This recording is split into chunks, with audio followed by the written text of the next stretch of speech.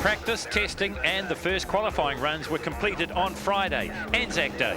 For some of the competitors and officials, the day started early with the dawn service. But for most, it was the Canterbury cold and the Ashley Forest dust that started their day.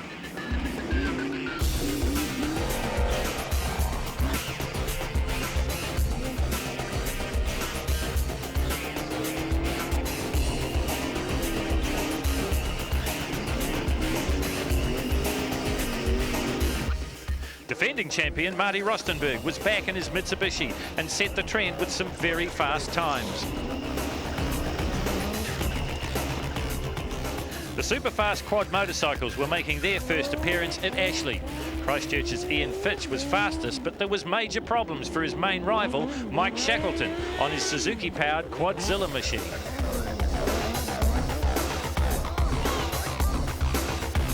When the dust finally settled, it was found that Shackleton's injuries weren't that serious.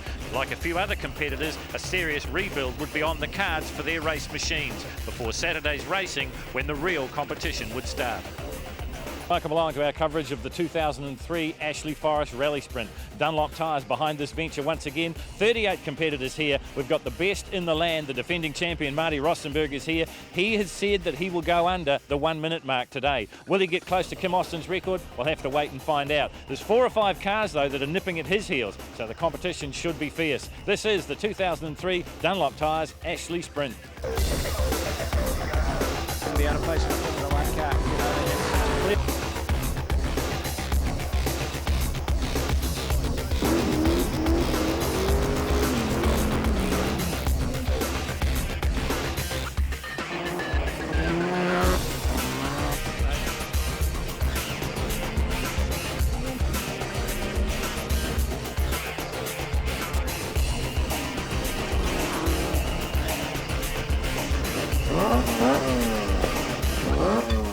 We're into the top 32 here at Canterbury, and coming up next it is number 5, and that is Tracy Mann.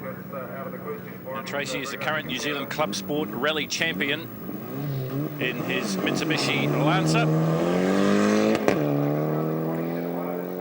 So this is the first of the timed runs. We will cut them from 32 through 16 through 8 through 4, and finally there'll be just 2. Have a look at the clock on the right-hand side of your screen, and we'll watch with interest the split time for number 5, Tracy Mann. Best time so far yesterday, about 1:12.32, but everyone has been going quicker today. Working his way through the left-hand kink on the uphill section, 1.7 kilometres, and it really is a test of man and machine. But Tracy's been here before, 6 times in fact, as he works his way to the hairpin. 40.2 at the split, that's a pretty good time. So I would expect an improvement from the 1:12 he did yesterday. Tracy Mann comes downhill in his Lancer.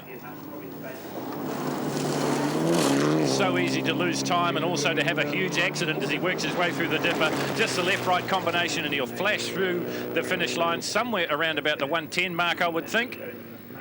And that will be an improvement, 1:06.0, so a great time there for Tracy Mann, and I'm sure that will make him progress through to the next round of elimination.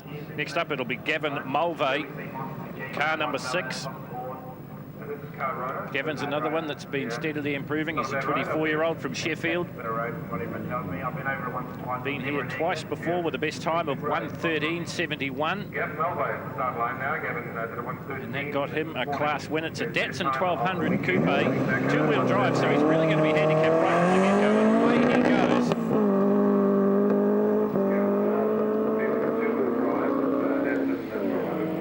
Gavin Malay.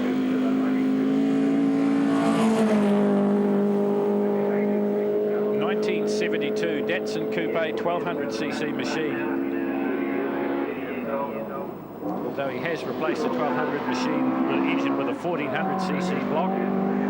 So it's a little bit quicker than standard. He's also welded the spider gears in the diff, so he's got drive from both wheels. as he works out towards Notice and getting up to the top.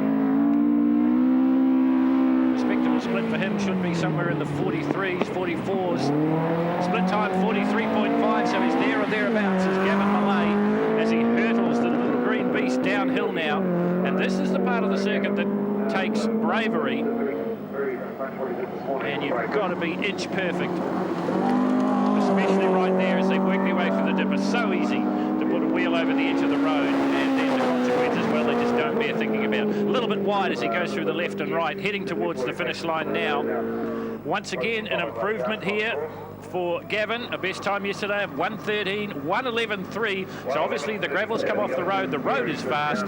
The cars are fast. We're set for a fantastic day's action here at Ashley Forest. Well, over the 20-something year history of the event here at Ashley Forest, it has been the domain of the hybrids. This is the first one we'll see today. This is car number 7, Don McLaren.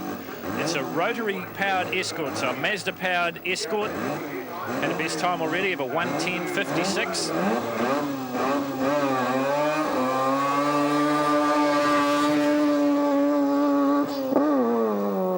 Just listen to the revs it turns as he gets off the line. Once again, two-wheel drive.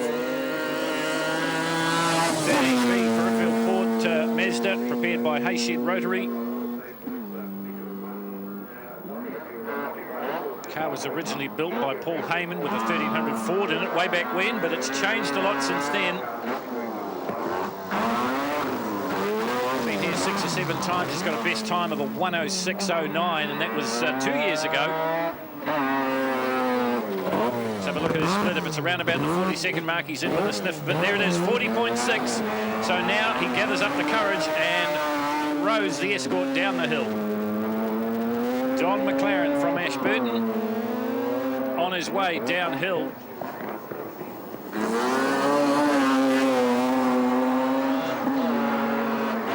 So 7 cameras on the track to provide you the coverage as he works his way through the left and right. Have a look at the clock. 1:06 was his best overall time he's ever done on the hill. 1:06, he matches it. So once again, he has gone quicker. So this bodes well for the fast guys when we get to them, and make no mistake about it, this guy is one of those fast guys. And he'll be pretty happy, I'm sure, with his efforts today. 1:06 there for Don McLaren in the rotary Mazda-powered Escort Mark 1. Mark Leonard is the next car up to the line. And if you've been a motorsport follower for many, many moons, you'll know the name Leonard, because this is Leo's son. He's a past New Zealand Junior Rally champion back in 1991. He won the Mainland Rally Championship Series in 95. But for the last few years, he's been concentrating on the management of motorsport teams, more especially Chris West and the Dynalink boys. West, of course, a Group N champion of New Zealand. But this is Mark Leonard at the wheel of his RX-7 13B Peripheral Port powered machine. This is the ex-Chris Henderson car, sponsored, of course, by Leo Leonard Motors of Timaru.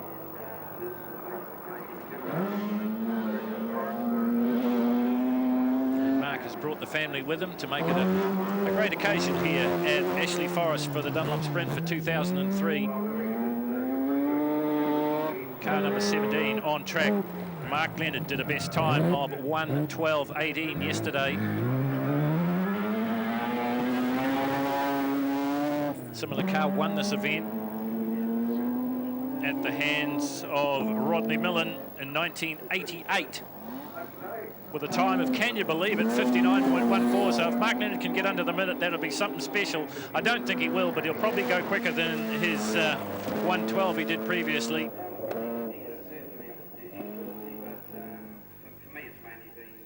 1:10.2, so he carves a chunk of change off his times as well. And really, folks, this is only early stages of the Dunlop Sprint for 2003. This is the first elimination round. We have yet to cut the field to the top 16. Then it'll be the top 8, then it'll be the top 4, and finally there'll just be the 2 left, and hopefully the times will continue to fall. Coming to the line now, the LG Anderson Transport sponsored car of Clint Anderson. Now, he was for sure a top 4 contender here last year, but unfortunately had clutch problems.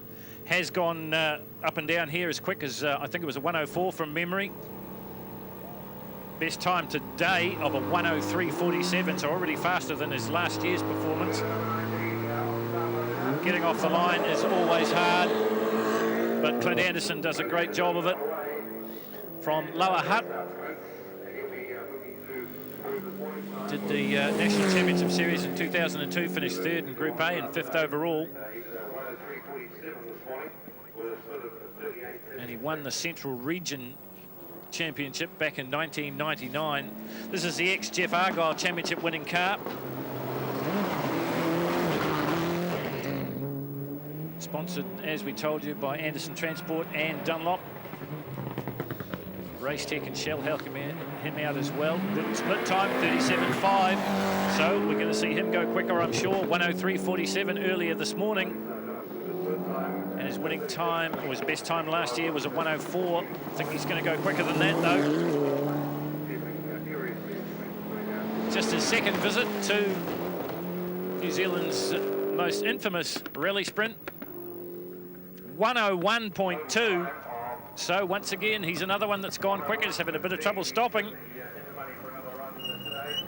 So the gauntlet has been thrown down to the competitors ahead of him. And if you've been a long-time watcher of coverage of the Dunlop Tyres Ashley Forest Rally Sprint, you probably think you've seen this car before in the hands of, in fact, the record holder, Kim Austin. It's the Kempy's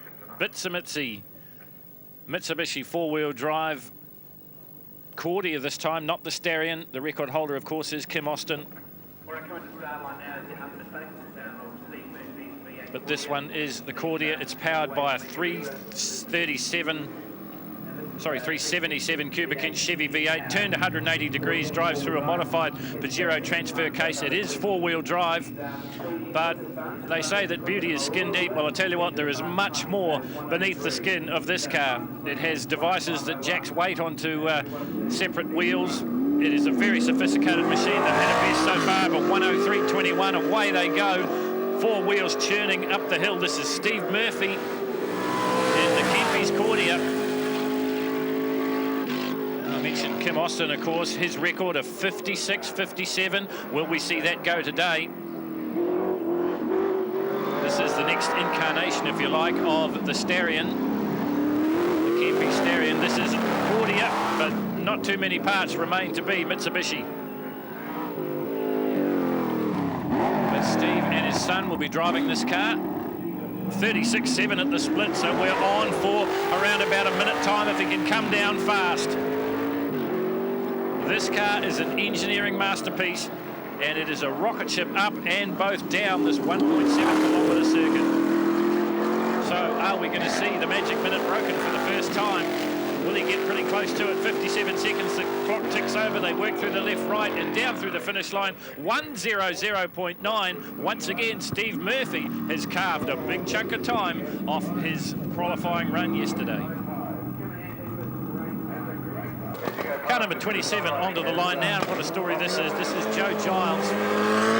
And she is a newbie to motorsport in general. Last year, she ran a borrowed Toyota Starlet. This year, she's got another borrowed car, but she's got more power than the Starlet. This is Dean Buist's Mitsubishi Evo 1.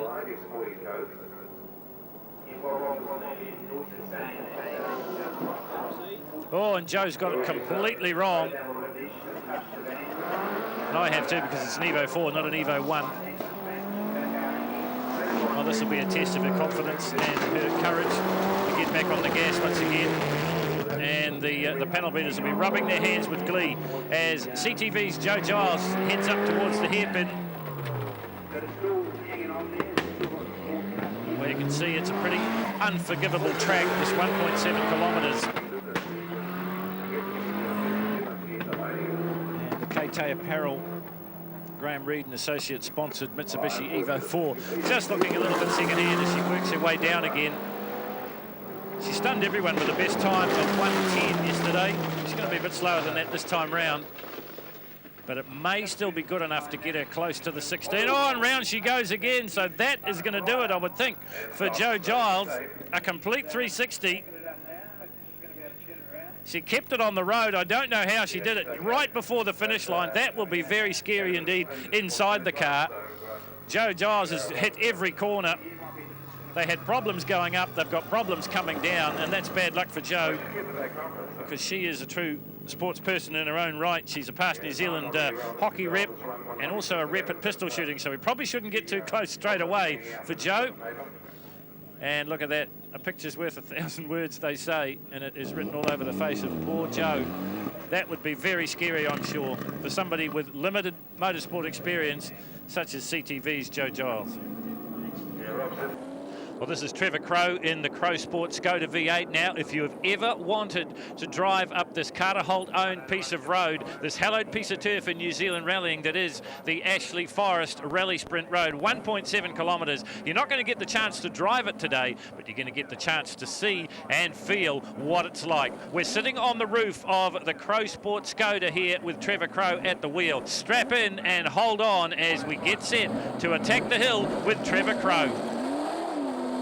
Rover-powered machine works his way up, and it's pretty much flat out all the way up here. Then there's this difficult left-right kink, but you heard Trevor say in the commentary earlier, he just keeps it flat. The tail flies out, he gets it set up again, and now it starts to get a little bit interesting. This difficult right-hander coming up now. The sun, obviously, a little bit of a problem.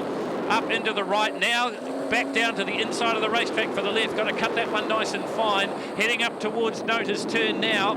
And this is the one you've got to get right, because you've got to carry the speed as you head down towards the hairpin. And speed on this car, we're talking close to 100 miles an hour up and 100 miles an hour down. Haul up the handbrake, tight as you like through the hairpin, and now fling the Skoda downhill. That's what Trevor Crowe's doing. And look at the velocity. Look at the ground rushing up and the objects flying by each side of your vision, down past the Dunlop walls, through the dipper, hard in there, and now hard on the gas again. Probably fourth gear here, back to third maybe as he works down into the downhill kink, heading down towards the finish line now, up to 100 miles an hour, through the finish line he comes, and that's what it feels like to do a run here at Ashley Forest with the Master, the 85 winner, the only South Islander to win. That is Trevor Crowe. 103.9, what a rain!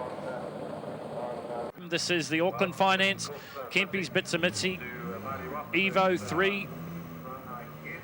He is a multiple hill climb champion of New Zealand.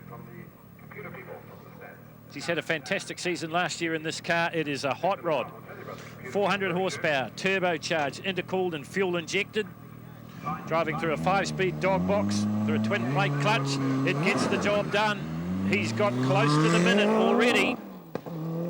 Can he see a sub-1 minute run? Well, I asked him that very question yesterday, and he said yes, he can.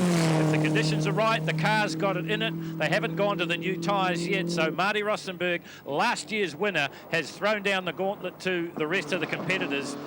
He's already gone quicker than his winning time last year with a 1:00.8. What can he do this time round? The Flying Maori from Auckland, Marty Rostenberg, had terribly bad luck at the Race to the Sky event. The car overheated, and then in the next run, slipped the cam belt. Major engine rebuild was required, but he's here to defend his title that he won last year. 1:008 was his best time last year. He was quick at the split. It was a sub 40-second split. He knows how to go fast down the hill. He knows what it takes to win here at Ashley. He did it last year. Have a look as he stops the clock. 1:00.1. So once again, Rostenberg has been consistent, but he has been blindingly fast. I'm sure the boys will start putting some pressure on us soon and making us go hard, but certainly the hill feels as though it's got a 58 in it.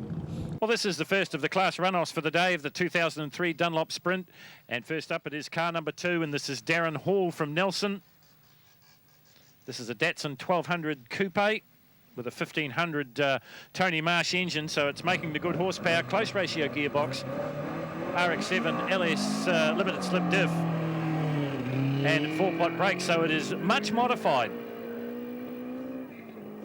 Darren Hall will be running off against David Pettigrew in the Toyota-powered Escort.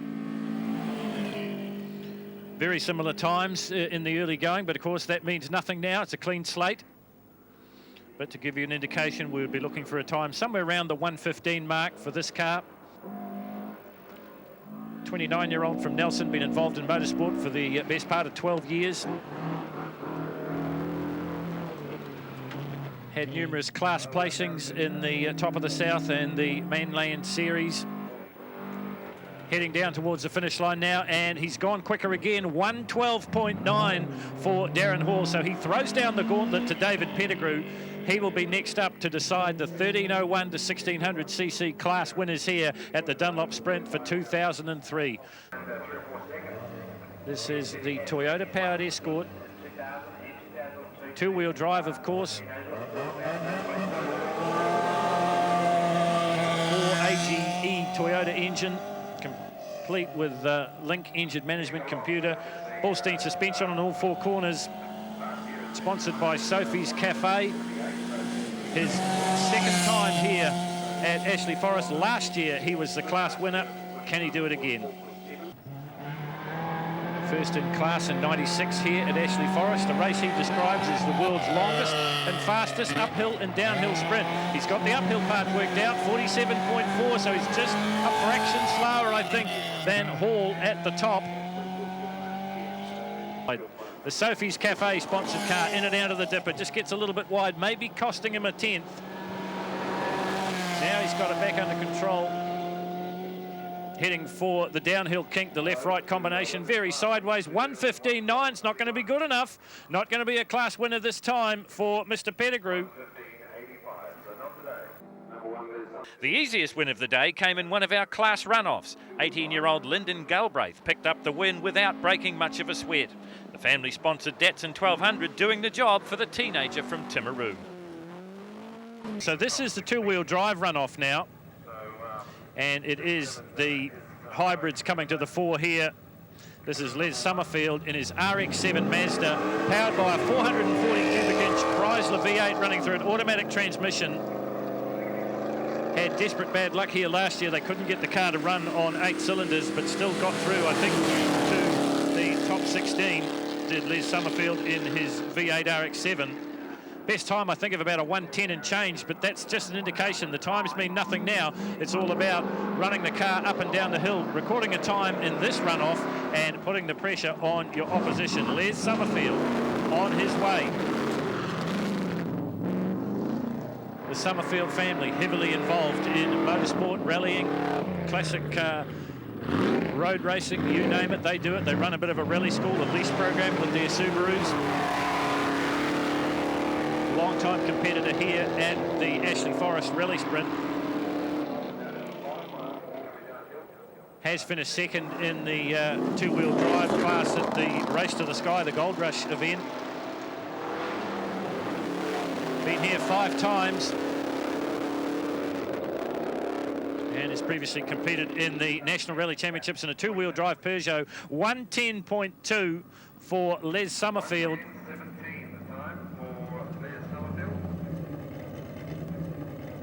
Well, two Mazdas are going to fight out this two-wheel drive class. This is car number 11, and this is Gary Grant in the RX 323. 12.8 turbo, Link engine management computer, 5-speed gearbox through to the welded spider gear, so he gets good drive off both of the rear wheels. Ballstein suspension, built by himself over an 8-year period, just been getting better and better. Now, can he go better than a 1:10.2? 1:10 he has done in the previous round. Can he repeat the dose here at the Dunlop Sprints for 2003? Up the hill he comes. And I can tell you that the hill is virtually walled of gravel now, so it is in a very, very fast condition. Pretty sideways out of notice, keeps the power right onto the ground as he works his way up into the hairpin. Have a look at the split time, 42.43 and change. Well, is that going to be good enough? He's going to have to hurl this thing down the hill. Gary Grant from Nelson, and down he comes to the applause of the big crowd waiting. Through the dipper he goes once again, just a little bit wide, little bit sideways there. Gets it back under control again now as he goes down into this left-right combination. Once again sideways, flashing through the finish line. 1:10 he's got to beat. 1:10 he does beat. 1:09.5, and that will give him the two-wheel drive win here at the 2003 Dunlop Sprint. It's making its first appearance here at the Dunlop Sprint for 2003. These are the off-road trucks, and this is Brian Chang, a 40-year-old from Christchurch. He's got 2 unlimited truck class national titles, competed regularly in the Silverstone Race to the Sky, but this is something new to him and a little bit of unknown territory for the off-road truckers. This is a Holden Commodore utility body powered by a Toyota Lexus, or a Lexus V8, running through a manual shifted automatic transmission to Toyota running gear. So as I said, lots of horsepower and lots of handling, but maybe not the traction that he needs to get up this hill very quickly indeed. Working his way up through the right-left kink, he comes now, heading up towards Notice. And this is the first important turn of this 1.7 kilometre journey. Round he goes now and up to the hairpin. He's got to get this dead right. Out of Notice he comes. The big crowd on the hill here giving him a big cheer, because this is something different at the Dunlop Sprint for 2003. It's not going to be a fast time, but it's certainly spectacular. As sideways as you want, 50.2 at the split, and now it's time to hurl the truck downhill. Brian Chang from Christchurch, Race to the Sky off-road class winner in 2002. Couldn't repeat the deed in 2003. Now he gets his chance at Ashley Forest, and he gets fairly wide coming out of the dipper, and that could have been a huge accident. He pulls it back though and heads down towards the downhill kink and through the finish line, and it will be 1:18.5. So it's not going to set the land alight with the speed, but it is excitement from the driver's seat there for Brian Chang. 1:18.5 for the man from Christchurch. The eyes as wide as you like. We have cut the full field down to 16. Brilliant shots of North Canterbury from our camera position high atop our cherry picker at the top of this 1.7 kilometre course. 7 camera coverage for you today. And look at that, Canterbury has really turned on a fantastic day. It was a little bit chilly early in the morning, but it is perfect now. And as I said earlier, the road in spectacular condition, all the loose gravel gone, and we are set for the second round of eliminations. We will drop the field from 16 to 8 to 4 and then to 2. Right, this is the first of our second round of eliminations, and I'm joined in commentary now by Trevor Crowe, a man that has been there and done that. Trev, it's been a fantastic competition today, but I think the level's come up a bit from last year. Yeah, it seems to me. I think the road's a little better, but the standard of driving is really good, particularly among these top half a dozen guys. You know, there's no bunnies there. They're all really good at it. This is their sort of event. You know, they practice and train and tune their car to do these sort of hill climbs. So it's no surprise they're going so quick. So this is Evan O'Leary. He finished second overall last year to the champion Marty Rostenberg. Have a look at the split. If it's something around the 37 mark, he's in with a sniff of this. His best time so far with a 1:00.81. But of course, those times mean nothing now. It's another round of eliminations. So all you've got to do is get to the top and get down to the bottom just as fast as you can. He's got a bit of a reputation for either going really well or not finishing and having a bit of a crash, but he's certainly driving well, and from his experience of last year. So there we are. Evan O'Leary sets the benchmark for the top 16 and rockets right through the finish. Couldn't stop in time, and I think he's ended up in the pits. He has. So the pressure on, not only in the drivers, but also the competition to follow. Evan O'Leary sets the benchmark, 59.8. Well, the next car up should be Carl Vaughan. Now, he's been a bit of a sensation because last year he competed in a Toyota Starlet and was well down the field, but this time he's in a Mitsubishi Evo, and he's really set the cat amongst the pigeons because he's run now 66, 67 second time so far. Yeah, the Evos are pretty popular for these events. If you run them without the restrictors, they have to run restrictors for national rallies, you can actually get very good horsepower out of them just by changing the computer system on them. And they're really popular. You know, Marty's running well over 400 horsepower on his car, and a lot of these are getting up towards that sort of mark, which is enough to really get to the sharp end of the field. And I guess it gives them another life because obviously this car's probably seen its day at national rally competition and international competition, but I mean they can compete here for years and years and years. Oh, forever really. I mean, that's the great thing about these sort of events, and there's a few others like them, where you can just bring basically something as long as it's safe. You know, it can carry 2 passengers. You can run it here. So another sub 40-second split for Carl Vaughan. Vaughan Motors Turbo Smart sponsored car.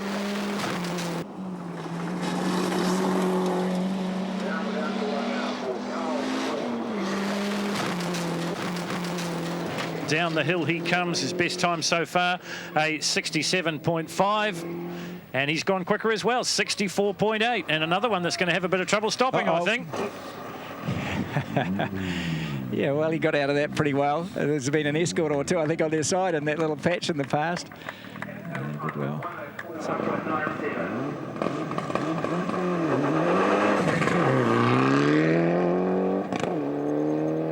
Let's see how John Silcock handles it. This is the Series 500 Morris Lubricants Mitsubishi Evo 6.5 Group A rally car, or Group A Plus, he told me.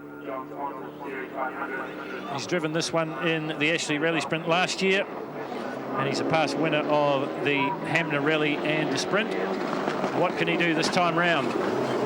John is another one of those talented drivers that hasn't always had a car that he can really push to the limits. He's got a really good one here, but again, the budget is a bit of an issue, and he's only doing limited events. He's a very wide there, and he'll be pretty annoyed about that. Would have lost a bit of time on that very loose exit to that corner. Well, up until then, it was a pretty good run to the top, 37 seconds.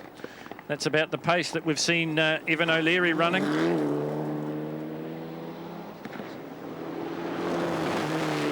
Yeah, John did well with this car last year, but he's done very little mileage in it since, and I think it's too short a time frame really to get the best out of it.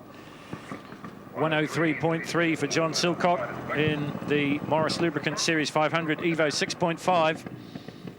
It's I think it's restricted, this car, so it's probably a pretty good time for a car that's in much more standard form. This is car number 20. This is Bruce MacArthur from Christchurch. Been here 8 times with the best time officially of a 105. I can tell you he's gone a whole lot quicker than that already. He's done a 103 to get this far. As we told you before, the times previous matter little now. It's about getting up and getting down, getting the car in one piece and keeping on progressing. As we said before, this is a wolf in sheep's clothing. If you saw this car on the street, you probably wouldn't give it a second glance. But I tell you what, there's a lot going on under that shiny black paintwork.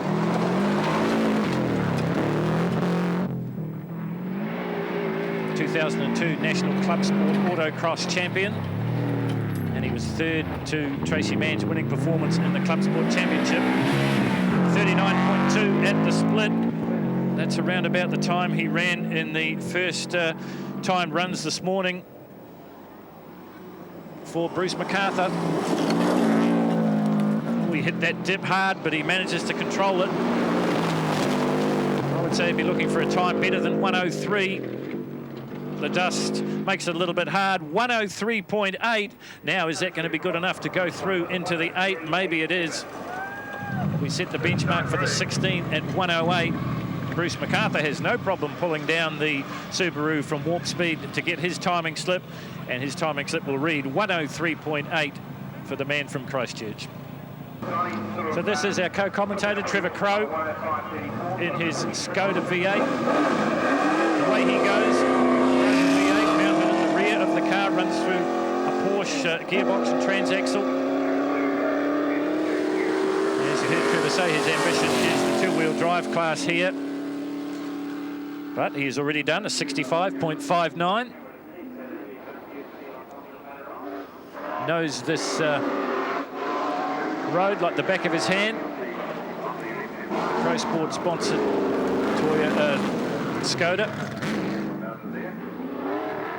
Rover V8 power. Trevor won't these days disclose his age, but he's been involved in motor racing for 35 years. And has run everything from Group A touring cars to Oscar to Trans Ams to rally cars to home-built specials, you name it. He has done it in his long and varied career.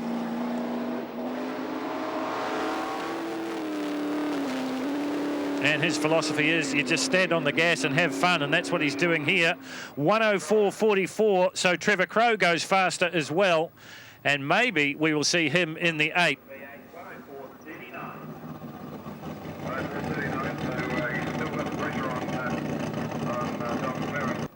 Well, here is another man that's been around the motorsport scene for quite some time, the best part of 30 years. This is Gary Cliff. Gary, another one that's running 2 classes here today. This is his Mitsubishi Evo 4. It's in Group N Plus trim. We also saw him up and down the hill earlier in his Datsun Stanza, the 1980 Works replica. But this is the car he's gone fastest in so far, 105.92. His time to get him through into the top 16. That's what we're watching at the moment. and this is Christchurch's Gary Cliff, a regular competitor here at Ashley Forest, and before that one of the original organisers of the event back in the late 70s. Heading up towards the Notice Bend now, through the Dunlop turn he goes, up into the hairpin, and you've got to get this part of the racetrack absolutely dead right. 39.6 at the split for Gary Cliff, and that compares fairly well to what he's been doing earlier. And now he's got to throw this little Mitsubishi down the hill as fast as he can if he wants to go further in the eliminations. We'll be cutting the 16 to 8 after this round, and then it'll be down to 4, and then it'll be down to 2. And Gary Cliff wants to be another part of it, cutting his way through the dust, which has been a problem not only for the drivers but the spectators alike. 105.4, and I'm going to put my neck on the line and say that may not be good enough. 105.4 for Gary Cliff in the Magnum-sponsored Mitsubishi. Another one that made it through into the top 16 was the First Lady of New Zealand Rallying. This is Deborah Kibble. Her husband Jamie sits alongside her in the co-driver's seat.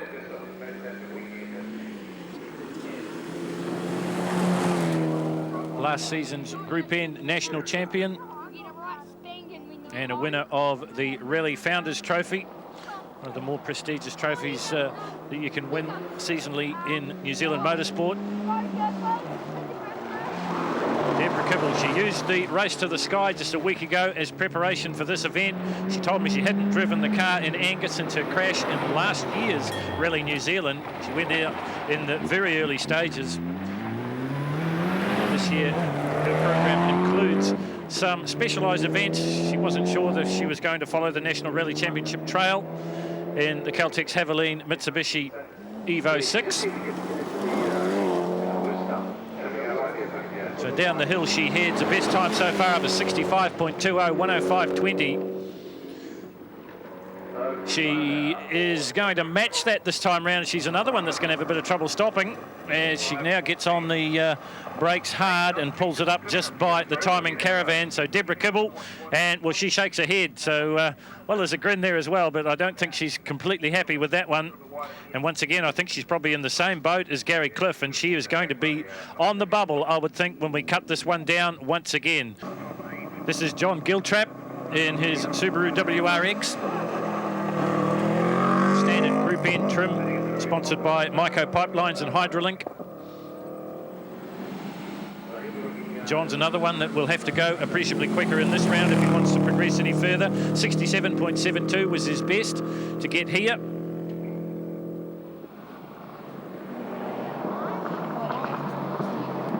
Hopes to do the National Championship Series this year, the Parker NZ National Championship Series in Group N, plus the Mainland Series. So this is a good shakedown for the car.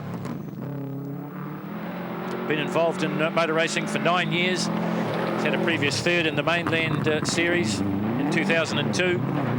And he finished second overall in the South Canterbury Rally in that year as well. John Giltrap just on the 40-second mark at the split, and now he hurls the little yellow car down the hill.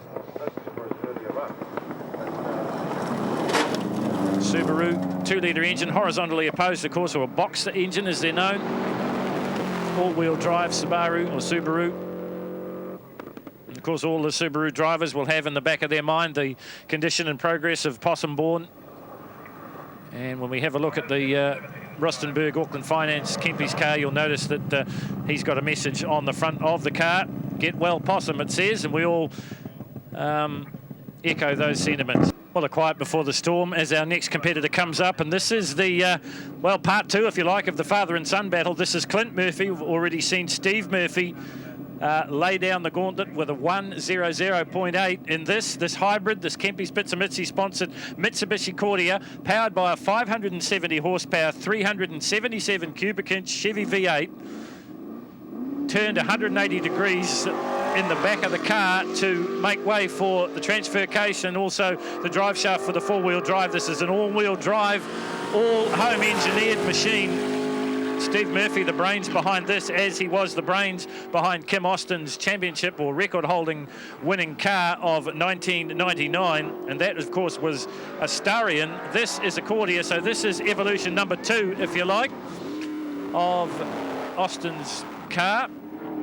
Austin's car was good enough to hold the course record at 56.57. We've already seen Steve Murphy do a 1:00.8. This is his son, Clint, pretty new to motorsport,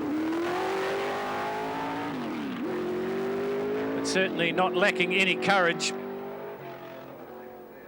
as he hurls this 570 horsepower monster downhill. And it really is an engineering masterpiece. It's got the ability to jack weight into the wheels, change the traction control. As you see in a Formula One car, these guys have built it basically in the shed at home. 101.9 for Clint Murphy, so not quite as fast as Dad. A picture perfect day here at Ashley Forest for the 2003 Dunlop Sprints. And if you can keep out of the dust, it is family entertainment for all. The race has been a fixture on the calendar for the last 22 years, although there was a time when some thought we would never see the likes again. But Jeff Scott and the team from Raytech have done a fantastic job. And of course, with the generous sponsorship of Dunlop tyres and all the volunteers that really are the behind-the-scenes workers at any major motorsport event in New Zealand. Here's a behind-the-scenes worker. This is Stu Webber from Christchurch, because for the last few years anyway, he has been behind the scenes with Possum Bourne in the Australian Rally Championships and also the Asia Pacific Rally Championship. Hasn't been doing the driving, but been spinning the wrenches. Now he's back in this brand new car, Subaru Impreza. Loads of Possum Bourne Motorsport gear in it, so it is one rocket. Sponsored by Night and Day Food Stores, South Island wide, in the traditional Subaru blue. Stu Webber at the wheel. Best time so far of a 1:08.53. So he was the slowest of the 16, but his run was a little troubled. He had some problems up at the hairpin. What can he do this time round? He's got to be up at the hairpin round about the 40-second mark. And he's done it, 40.4, but he was very slow coming out, so he's lost a whole chunk of time on the start of the downhill. And you heard Trevor Crowe say earlier on that you can't make up the time on the downhill. Sure, you can make some time, but if you get a big mistake at the hairpin, you're probably going to have a bigger mistake if you try too hard coming down. We've seen that earlier on. We won't see it with Stu Webber, but we won't see a sub 66-second run either. 67.9, and I think we might be saying bye-bye to Mr. Webber there in the Night and Day Foodstuffs car. Anything under 109 was going to get you into the top 16, and Stu Webber just squeaked through. At the top of the tree, Evan O'Leary, the youngster, sets the benchmark with the first sub 1 minute mark from Marty Rostenberg. Great to see the hybrid in there of Steve Murphy and Clint Anderson there as well. The whole hill was rather technical. There's a lot of time to be lost at the hairpin, and it's a really, really technical course to get absolutely bang on.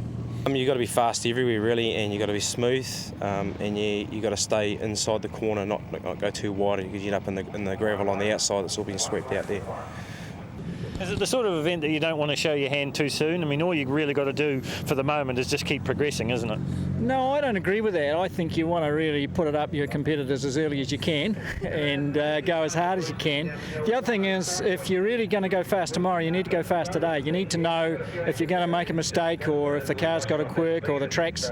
You need to be pushing it really hard, and today's the day to make a mistake. If you're going to, you can't do that tomorrow. So no, I believe in going as fast as I possibly can every time. The hard-fought 1701cc Plus Classic battle was a clash of old rivals. Trevor Crowe in his V8-powered Skoda versus Don McLaren in his rotary-powered Escort.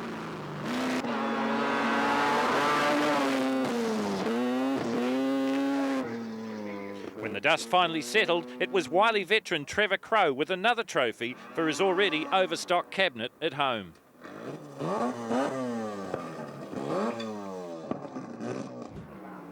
One of the more interesting cars was the Kempy's 4x4 V8 Mitsubishi Cordia, driven by father and son team Steve and Clint Murphy, looking remarkably similar on first glance to the record-holding car of Kim Austin.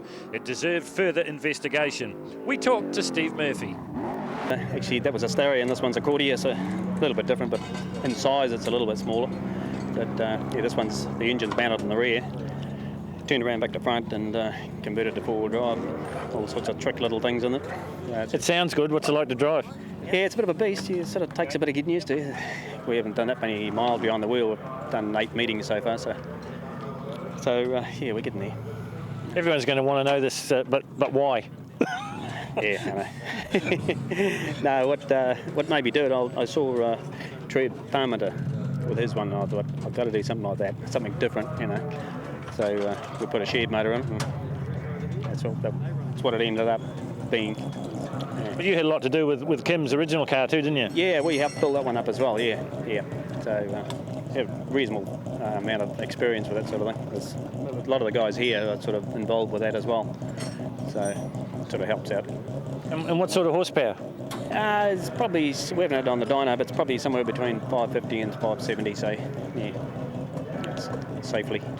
It's a typical New Zealand effort, isn't it? Like a number 8 wire thing. I mean, it's a four-wheel drive, and you just said the motor's backwards and it's in the back of the car. What sort of engineering feat took to get the front wheels working? Yeah, no, exactly. No, everything's offset. It's running 2 transfer cases. One at the back, it's off a Pajero, which we cut in half and adapted to the rear diff, and that gave us the offset for the drive shaft to go alongside the V8, you know, the motor, and that goes into another homemade transfer case, aluminium one, which Kerry Jones made the housing, and we sort of finished it off to suit. And on the front of that is a little treble clutch, so when you pull the handbrake on, it disengages that front drive, you know. And so there's another little thing at the back there. That all operates off a CO2 bottle we've got in the front. So yeah, so we've also got weight jacking devices on the rear. Like when you go around a right-hand corner, you hit the little lever on the side, and that jacks weight into the inside wheel, which supposedly gets you faster out of the turns, you know, and quicker down the straights. So how do you remember to do all that when you're trying to hold on to this thing going up this hill? Yeah, it's tricky. You've actually got to judge, you know, before you get to the corner, how many metres like we've got it all fully adjustable with flow control valves and all sorts of things there that, you know, if you take 3 seconds to come up and 5 seconds to come down slowly, but you can't use it in between S's because you don't have time to use it on the opposite side, if you know what I mean. But there's another button there for when you take off the line, that activates both the rear rams and lifts the rear of the car up and transfers the weight to the front. And yeah, so it's all automatic. It takes like 3 seconds to come up and then 5 seconds to come back down again slowly, you know, so it doesn't affect the... Well, it sounds like the purpose-built car for here, but where else can you use it? Yeah, but we just use it for, you know, for hill climbs and rally sprints. That's the key thing. We just pick and choose our events. Yeah, so that's good. And who's quicker, you or the boy? Well, I think he's getting there. Well, we started with 38 cars. We culled them down to 16. Now they're down to 8. And the first to go is Evan O'Leary. And he really set the benchmark in the previous elimination. But now, of course, as we've told you before, those times mean nothing. It's about going as fast as you can, getting up to the top and getting back down to the bottom in one piece. And O'Leary has a moment there, Trevor Crowe. Yeah, it's going to cost him a little bit, and it shows that the pressure's on, as it does at this end of the day. Marty must be getting close to as good as he can go, because to do basically the same time for 2 runs, and the road hasn't changed, it's going to be very close with these 2 guys, a real competition. 37.7 at the split for Evan O'Leary. He came here last year and everyone was sort of asking themselves, well, who's this guy? But he made believers of us because he finished 2nd overall. Yeah, well, the interesting thing is these are quite old cars, really, these early Evos, and they're probably a bit lighter than the later ones, so they're pretty suited to this sort of event. Well, that mistake we saw him have just before the hairpin has cost him 101.6, but that is the time on the board, and that's the time you've got to beat if you want to go any further. So this is the second of our top 8 competitors to go, and this is John Silcock in the Evo 6.5, the Series 500 Morris Lubricants car. This is the ex-Steve Pilcher car. I think the sun is becoming a bit of an issue. It's really low in the sky now, and I know even in my run it was quite difficult to see in a couple of these corners going up. You see all the drivers using the strip on the top of the windscreen. You were saying that you've added a couple more. Yeah, we just kept lowering it down as the day's gone on. I've actually put a bit more on my visor as well, and it worked really well. But you have to think about these sort of things when you come to this event. It's the same every year, but they've chopped a few more trees down, and it's a bit loose for John. That's probably going to cost him a tenth or a little bit more. It's interesting, the guys that have run last week down at Queenstown in the Gold Rush there seem to be more on the case just because of the mileage thing. You know, it's quite a big event, and you get your hand in. It's easy to come here and you just straight back onto it again. And John, of course, didn't go down there. He's probably a little bit rusty. So 102.4 for John Silcock in the Evo 6.5, the Group A rally car, essentially. 101.15 was his time to get here. As we said, that means nothing now. The man from Lower Hutt. It's good to see people coming from all over New Zealand to this event still. You know, some of them travel a long way. It shows a fair bit of commitment. It shows the attraction of the event too. You know, this 1 minute all-on type event, it's very demanding, but if it's the sort of thing you like, then this is the place to come. There's no special stages in rallying that are this short, so normal rallying is not actually much help. Well, Clint's another one that told me that his program this year is probably going to be fairly limited. He has chased the national title in previous years. In fact, he finished third in Group A last year and fifth overall in the Parker NZ New Zealand Championship. But this season, he's just going to do specialised events, and I guess that's something to do with the fact that maybe there's not the money around. I think it's also the fun factor. You know, these events are really not that serious compared to national and international events. There's just a huge amount of fun here. The guys all get on well. They help each other. There's a different feeling here than there is in a you know, sort of national rally round, for instance. And I think that's part of the attraction, really. It's like motor racing used to be in the good old days. So Clinton Anderson goes a little bit slower than his previous round. But next up in the top 8 is Bruce MacArthur in his Subaru Legacy. Yeah, this is really more of a road car than a rally car, and Bruce does exceptionally well to get it up the hill in the speeds he does. He's actually quite a talented guy, very unassuming sort of a bloke, but he's had this car for a couple of years. He knows it very well.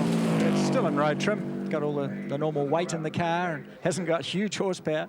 He just gets on with it. His previous best was a 103.65. He was talking to me earlier about it, and just some more mods he's going to make, and it took me back to my old RS Legacy days when we were doing all the same things, and nothing changes. They're not a bad club car now because they're pretty cheap to buy and they're reasonably fast, you know, in standard form, really. He does all the local events, a lot of hill climbs and speed events, and he's always there, and he's always really competitive. Well, as I said before, you know, if you saw it on the street, you wouldn't look twice at it, would you? I mean, it just exactly. looks like a normal car. Just very standard. 39.3 at the split for Bruce MacArthur. 63 seconds to beat. He doesn't do it. 104.1. That may not be good enough for him to progress further. Car number 25 on the line now. This is the top 8 elimination. We'll be cutting them down to 4 once again. Alongside me, Trevor Crowe. And Trevor, this is Les Summerfield. He's a bit of a local legend as well. Yeah, he is. I mean, I don't think he actually comes out here and practices every night, but he knows the road here pretty well. Yes, he's another one of the Canterbury guys that build their own cars, race their own cars. They turn up to most of the events. In fact, he's had 2 cars here today, of course. And he was saying earlier, he found it a little difficult getting out of one into the other. The characteristics are so different between 4-wheel drive and 2-wheel drive. But he's just another enthusiast that really enjoys his motorsport. So he's got a strip well down on the windscreen. 40 seconds dead at the top for Les Summerfield. Now, last year, Trev, you ran 2 classes. You ran the Subaru and you ran the Skoda. Is there any advantage to going up the hill twice as many times? No, I don't think so, because the cars are so different. And in fact, it's probably a disadvantage because your braking points are different, your turning points are different. You actually have to have a separate part of your head that you drive each car with. But yeah, I mean, we're back with 2-wheel drive this year because it's more fun. The cars are more sideways and they're more of a challenge. And to be honest, you know, the competition in the two-wheel drive class is just about as hot as it is in the four-wheel drive class. It certainly is. 104.5 there for Les Summerfield, and that won't be good enough, I don't think, to go any further. So the defending champion steps up to the plate. Kempy's Mitsubishi Auckland Finance Evo 3 of Marty Rostenberg. What a season he had last year. He owned the Regional Rally Championship. He's a three-time New Zealand hill climb champion. He's the defending champion here in the Dunlop Sprint at Ashley Forest. And if anyone can, this guy can break the minute.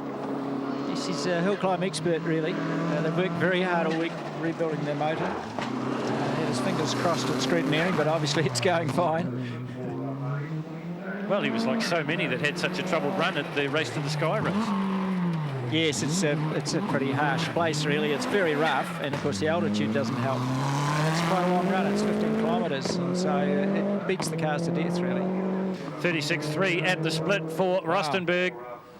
And that is about on a par with what he did in his previous run. Now, if he can hurl it down the hill a little bit quicker, are we going to see the first sub-1 minute run here at Ashley Forest for 2003? Watch the clock on the top right-hand side of your screen. 1:0:06. Well, he's been Mr. Consistency. He's been hovering around the minute in the last 4 runs he's done.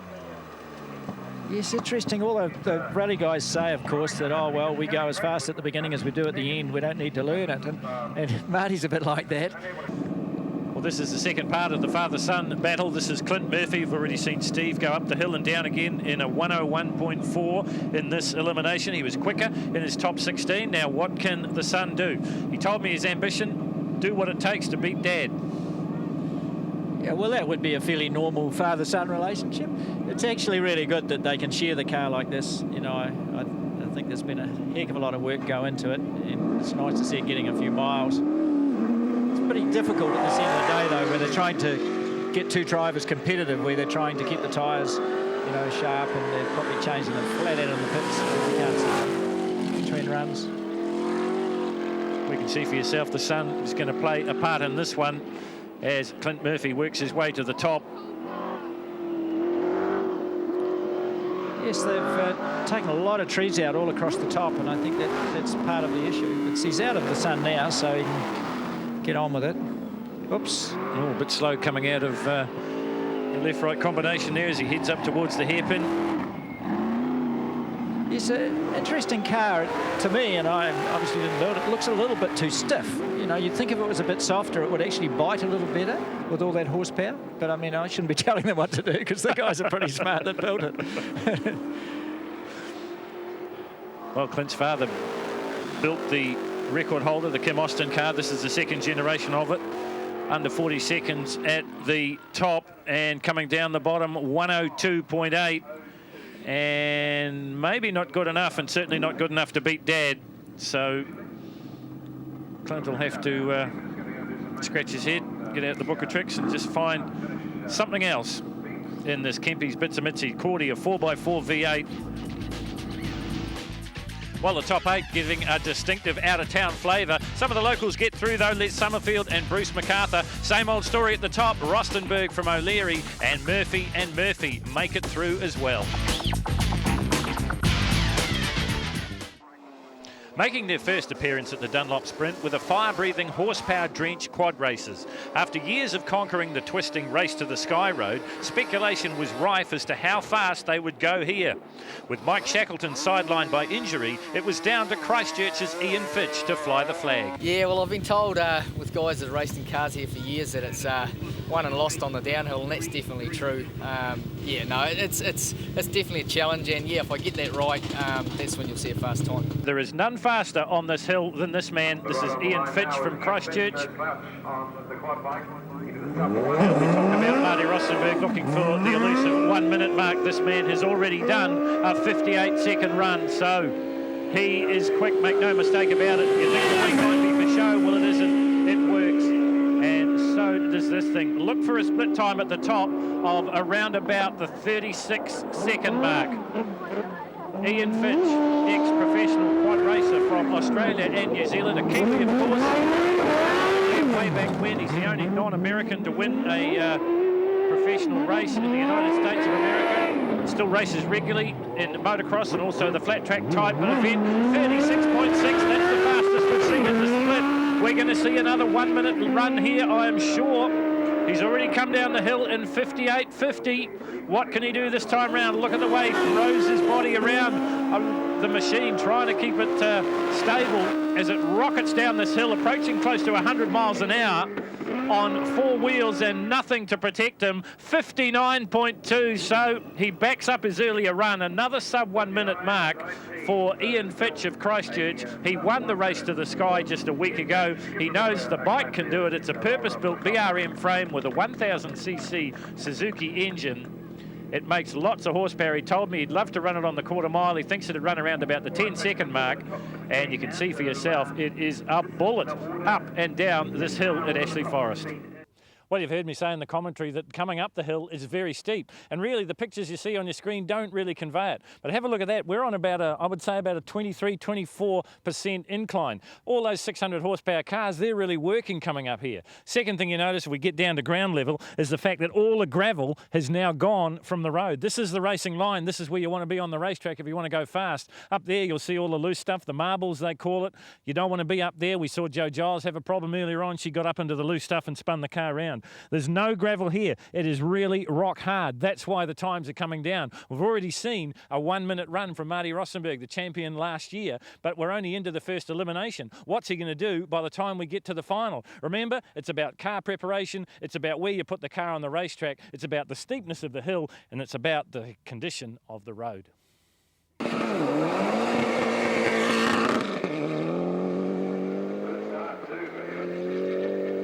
So away we go with the top four here at the 2003 Dunlop Sprint, and this is Evan O'Leary. And this is where the pressure really starts to come on, Trevor Crowe. Yeah, he'll be, well, I'd say he was actually pretty uptight before the event, but it'll be all concentration now. There'll be no butterflies there. He's just getting on with the job. A bit of movement with the old hand there, so he's got it, throwing it around. He's on the good bit of road there, the fast bit in the middle where it's good and firm. And they look like new tyres. Yeah. Surprise, surprise. I think he's pretty serious about this, actually. He's pretty laid back. 37.3 at the split. He's serious, all right. That should get him down around about the minute mark, and that's where he's been most of the afternoon here at Ashley Forest. Ooh, a bit sideways coming out of there. Yeah, no, it's pretty quick, though. He hasn't made too many mistakes. I think this will be a pretty good time, actually. Oh, yeah. 1:0.04, and how sideways do you want to go? Evan Leary races through the finish line and scatters the pit crew down there in the dummy grid like the parting of the Red Sea, but gets it all under control in time. So this is Clinton Anderson. The second time he's got this far in the Ashley Forest Rally Sprint, or the Dunlop Sprint, for 2003. Last year, as we told you, he had clutch problems and didn't go any further than this. He would be looking for redemption, I'm sure, the man from Lower Hutt, the ex-Jeff Argyle Mitsubishi Lancer, and away he goes. It was interesting, you could actually hear the tyres squeal as he took off there. It shows you how hard-packed the start line is. These guys are getting really good traction. Well, he's another guy that hasn't done a heck of a lot of driving. They had major problems. Another one that had problems at Queenstown. Blew the engine. Yes, I think you've got to appreciate the stresses that you're putting these poor little cars through. You know, it's basically a production car with about 3 times the horsepower it was ever designed to have. You know, the strain on the driveline is phenomenal. And in fact, that's probably the area that they have the most trouble with, is drive shafts and gearboxes. 38.3 at the split for Clint Anderson from Lower Hutt. The Anderson Transport sponsored car on his way downhill now, and as you heard Trevor Crowe say, you've just got to be inch perfect down through here. It's a pretty tidy run. Not quite sure if it's quick enough. 1:02 for Clinton Anderson, and maybe with the likes of Marty Rostenberg still to come, and also Steve Murphy, maybe he won't go any further this time either. We'll wait and see. You've gone slower than last time. What was the problem? You can't see nothing up the first straight. The first right-hander, you just can't, there's nothing, just sun.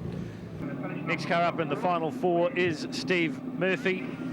in the second generation, if you like, of the record-holding car, the Mitsubishi Starion of Kim Austin. He set the record at 56 and change in 1999. We're yet to see a sub-1 minute run here for the cars. And Trevor Crowe, I guess this car's got the potential, but I think you hit it on the head before when you said the driver just hasn't had enough seat time. Yes, it's like any other sport, really. You can't beat doing the mileage, and neither of these guys are really regular competitors anywhere. So the car has huge potential. And for me, it's good fun to see a V8 down at this end of the day, really. So this four-wheel drive, 570 horsepower, V8-powered Mitsubishi Cordia of Steve and Clint Murphy. They've got to be around the split, I would think, at around about the 37, 36.8 mark.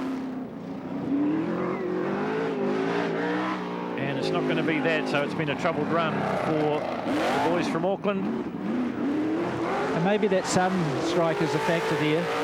You know, it's hard to just tell from here, but I'd say if they're getting into sun this late in the day, could really be a worry. Well, lots of race tape on the windscreen, so they've certainly used the time to build an extra shade or two, but unfortunately they were just a bit slow coming up, and as you said, Trevor, it's very hard to make it up on the way down. 64.8, not good enough to go any further, I am sure.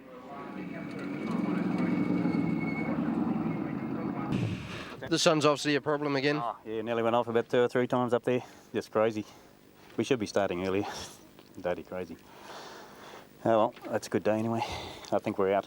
Here is Marty Rostenberg and Greg Harnett in the Kempy's Auckland Finance Mitsubishi Evo, the champions from last year. And as we said before, Evan O'Leary has set the benchmark in this round with a 1:00 time. But Marty Rostenberg has been doing those times all day. But as you heard the previous competitors say, the sun is a real problem. Is it a problem for Auckland, if not New Zealand's fastest Maori? That's Marty Rostenberg on track and up the hill at Ashley Forest. Yes, you can see the sun there. Marty hasn't got sunglasses on. He's got a strip right down low on the windscreen, but how he's going to get on. Ooh. You see the strips halfway down the screen. He's obviously looking out through underneath it. So out of notice he comes. He'll once again want a split of around about the 38-second mark or better. Pretty slow and wide there. Quite a good time. As Trevor said, a bit slow coming out of the hairpin. Now what can he do? Will he be able to get through into the final two? Will it be a repeat of last year, Evan O'Leary versus Marty Rostenberg? Or will someone else carry the torch down, heading towards the finish now, looking for the magic minute mark? And there it is, 1:00.7, and that will be good enough that we will have a repeat in the final of Hastings' Evan O'Leary against Auckland's Marty Rostenberg. Yeah, mate, the sunstrike's pretty bad at the moment, so now that we know it's there, then we'll not panic so much and jump on the brakes like we did on the way up. So it's pretty close, it's pretty tight. So Evan O'Leary sets the benchmark with Marty Rostenberg chasing hard. Great to see the V8 of Steve Murphy in there, and last year's top fourer, Clinton Anderson.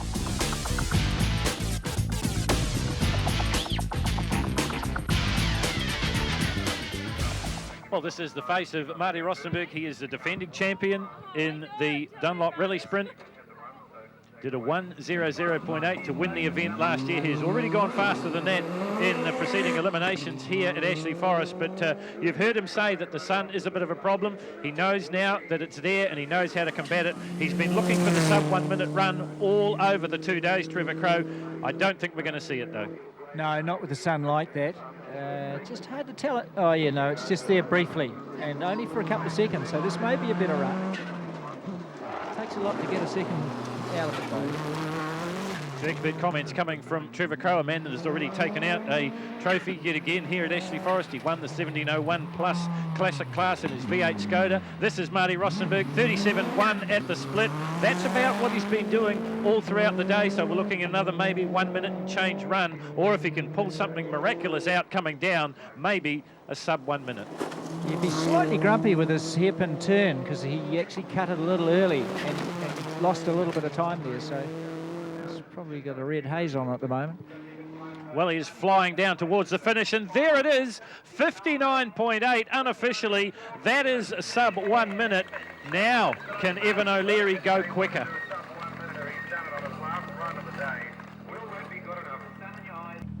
Unofficially under 1 minute. Are you happy with that, Marty?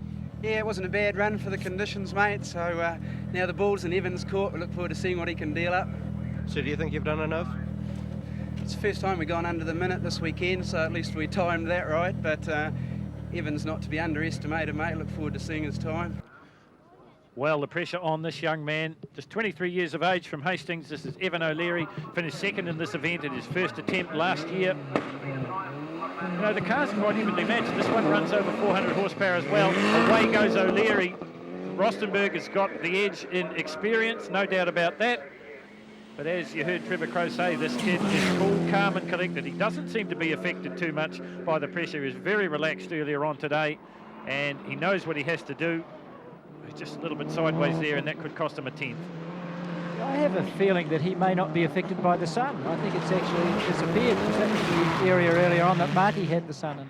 So that will help him. He's really trying hard. Like, that car is moving. It's got a lot of movement about it. Out of notice and heading up for the hairpin. 37 was Marty Rostenberg. He's quicker. 36.6 at the top. Now can he throw this Mitsubishi down the hill? Are we going to see two back-to-back sub 1 minute mark runs here at the 2003 edition of the Ashley Forest Rally Sprint? In and out of the dipper he comes, using all the racetrack and then a little bit more. How hard is this young man trying? Heading toward the finish line, 59.1. 59.1, and I think that's good enough to beat Marty Rostenberg. And once again, Evan O'Leary has gone clean through the timing traps and into the pits, and the crowd appreciate it. Now we'll have to do our maths here a little bit closer, but I think we might be crowning a new champion here at the Dunlop Sprint for 2003. Well, Ev, the pressure must have been on, but you responded, and then some. Yeah, it was definitely on. I thought I was going to lose it in one of the top runs. We went off the road up the top there, you could probably see on the camera, and yeah, we just come back after that and bolted some good Dunlop tyres on, and they did the trick, definitely. Pretty special. First time in your first appearance here last year, second time here you win it. Yeah, I'm pretty wrapped. That's what I come down here for. I had some unfinished business, so I'm really wrapped. All the drivers beforehand were saying about the sun. Were you lucky that you timed your run just perfectly? Did you have trouble with the sun in that last one? Yeah, the top four, or the top two, going into the top two, we had trouble. Backed off a few times, but then just had to make it up on the downhill and put the brain out the window and yeah, do it. When Marty did the sub-minute, did you know that you could better it?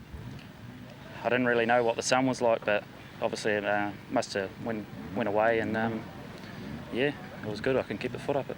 Well, Marty, Evan probably set the benchmark with a sub-minute mark earlier on in the day, but when you did that one in the final two, did you think you'd done enough? Well, I hope so, Phil, but you never trust Evan. He's a very, very talented driver and deserves a lot of help and a lot of sponsorship. Hopefully this will certainly help him along those lines. So, no, I didn't know whether we'd done enough or not, and racing Evan last year, we knew not to trust him until he got to the bottom and found out his time. Obviously not making any excuses, but by going first, do you think you caught just the last of the sunstrike? Oh yeah, sure, but he'd qualified fastest, so it was his choice, and you know, being the gentleman he is, he allowed us to go first, and good on him. He played a smart game as well as drove brilliantly.